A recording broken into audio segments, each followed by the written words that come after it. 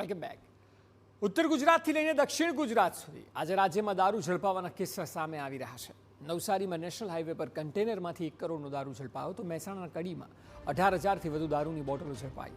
અમદાવાદમાં ઇકો કારમાંથી ઉદયપુરથી લવાતી વિદેશી દારૂની 79 બોટલો જપ્ત થઈ. હવે આપ કલ્પના કરો કે આ દારૂબંધી છે કે નહીં. સૌ કોઈ જાણે છે કે બે રોકટોક દારૂ મળી રહ્યો છે. પોલીસ પ્રશાસનને નજરે નથી પડી રહ્યો કે જાણી જોઈને આંખ આડા કાન થઈ રહ્યા છે. હપ્તાખોરીના પણ આરોપ થાય છે.